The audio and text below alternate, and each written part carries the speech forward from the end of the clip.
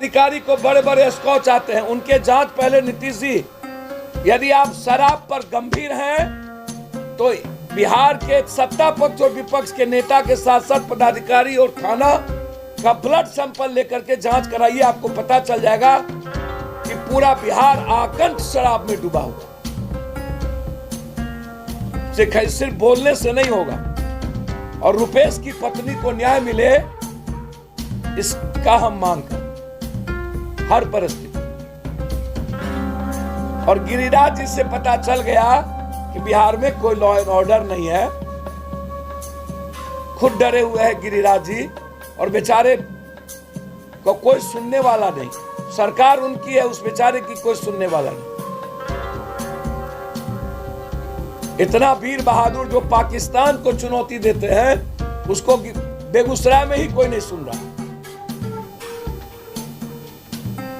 भैया पहले बेगूसराय को सुनवा लीजिए, तब पाकिस्तान से लड़िएगा, बड़ी कृपा होगी। बहुत बहुत धन्यवाद।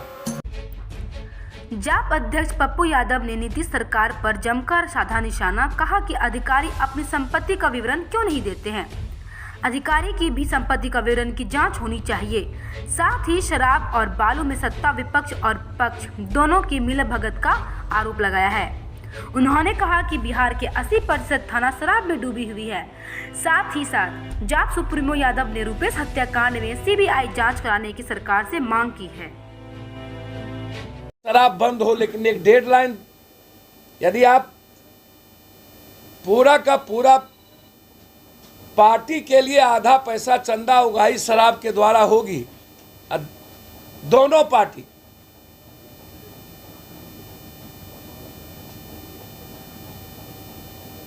और जो सजा की बात नीतीश कुमार जी करते हैं, मेरा उसमें था कि आपने कहा था कि एसपी, डीएम, डीएसपी सभी लोग सस्पेंड होंगे। एक बार भी नहीं हुआ। और 6 महीने की बात आपने की थी कि 6 महीने के अंदर सजा का प्रावधान होगा। एक भी बड़ी मछली और नेताओं और पदाधिकारी 5 साल में सजा नहीं हुई।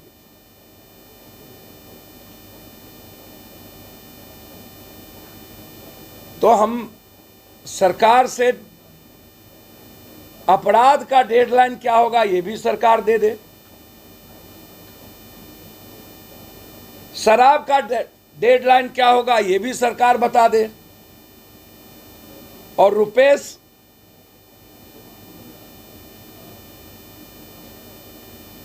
की हत्या का क्या सीबीआई इंक्वायरी होगी। एक तरफ सरकार मुखिया के चुनाव लड़ने वालों से आप संपत्ति का ब्यौरा मांग रहे हैं, और जो पदाधिकारी का संपत्ति का ब्यौरा मांगा उस आईजी को आपने ट्रांसफर कर दिया यहां से। तो पदाधिकारी, मंत्री, संतरी अपने रिश्तेदारों का पूरा मांगिए ना। एक व्यक्ति के से संपत्ति का जांच थोड़ी पता चलता है सरकार महोदय। पूरी रिश्तेदारों की संपत्ति का जांच मांगी। और जो 18, मेरा बहुत बड़ा आरोप है और ये गंभीर आरोप है, 18 पदाधिकारी जिस पर विस्ट होम मिनिस्टर चले गए, जो इंक्वायरी किए थे इकोनॉमिकल ऑफेंस वाला, किसको 4000 करोड़, कौन कौन पदाधिकारी जिसका फाइल इकोनॉमिक्स ऑफिस में दबा हुआ है, इसको 1 महीने के अंदर हम खोलेंगे। इसकी सीडी भी है, लेकिन पूरा पदाधिकारी उस एक फाइल दबा के रखा हुआ है। जो 15 सालों से पटना में यहां पर पदाधिकारी रह रहे हैं ना, उन पर सबसे बड़ा इकोनॉमिकल ऑफेंस का आरोप है, जिसमें यहां से जो नियाज जी जहां बैठे हुए हैं, पहले कोई प्रवीण बिष्ट या कोई बिष्ट बैठते थे जी जी, और उसको यहां से भेज दिया गया। वो दिल्ली चले गए। उसके बाद गंगवार जी को लाए गए, अपने आदमी को लाया गंगवार जी को। तो इकोनॉमिकल ऑफेंस में वो 18 पदाधिकारी का जो फाइल दबा हुआ है, मैं चाहता हूं वो ओपन हो। संपत्ति का जांच मुखिया से नहीं ना, ऊपर से ना, सत्ता पक्ष विपक्ष सब से ना। और दूसरी और अंतिम बात, जब मुकेश सहनी का सवाल उठा तो विपक्ष से जानना चाहूंगा, गिरिराज जी बोले हैं लाठी से मारो। बड़े मियां तो बड़े मियां, छोटे मियां सुभान अल्लाह। सरकार उन्हीं की लाठी से वही मार रहे हैं पदाधिकारी को। तो जब गिरिराज जी जैसे कैबिनेट मिनिस्टर का बिहार में सम्मान नहीं है और उनको लाठी चलाने का आदेश देना पड़ रहा है, तो क्या हश्र होगा इस बिहार का, ये आप समझ लीजिए। इन विपक्ष को सिवाय विधायकों को मान सम्मान, अपने मान सम्मान के अलावे बिहार की जनता के मान सम्मान का और इस हत्या का, मासूम बच्ची के बलात्कार का, अपराध का कोई मतलब नहीं है। ये सिर्फ अपनी सुरक्षा, अपने को सुरक्षित करने में लगे हुए हैं। मैं चाहूंगा कि निश्चित रूप से वो 18 पदाधिकारी का इकोनॉमिक ऑफेंस पर जो वो फाइल दबा हुआ उसको निकालिए। आप मुखिया का पूरा ब्यौरा लीजिए, लेकिन सारे नेता और पदाधिकारी का ब्यौरा ऑनलाइन के लिए उनके रिश्तेदारों को।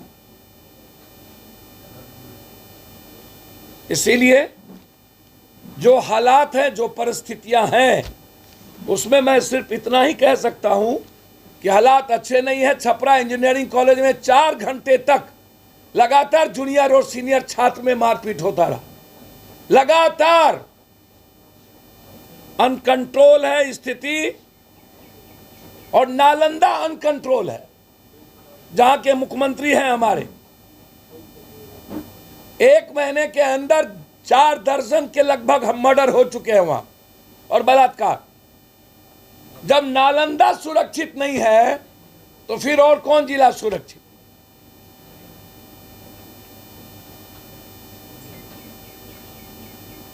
इसीलिए मैं बड़ी करबद्ध आग्रह करूंगा कि इस बिहार को बचाइए।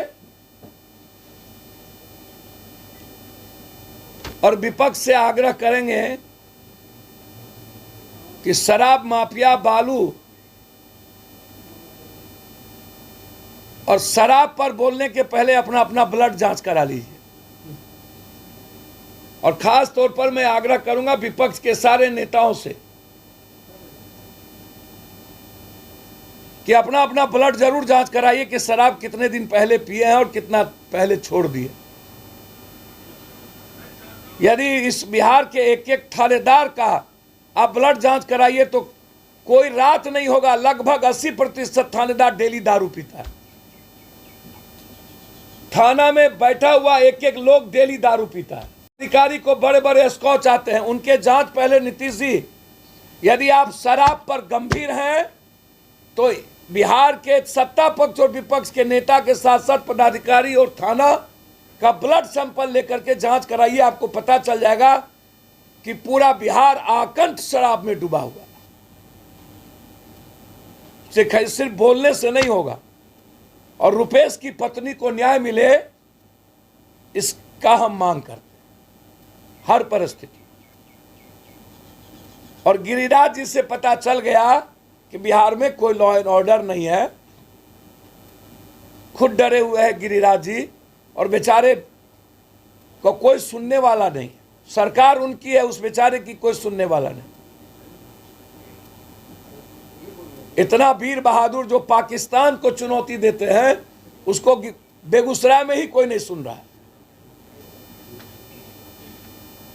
तो भैया पहले बेगूसराय को सुनवा लीजिए, तब पाकिस्तान से लड़िएगा, बड़ी कृपा होगी। बहुत बहुत धन्यवाद।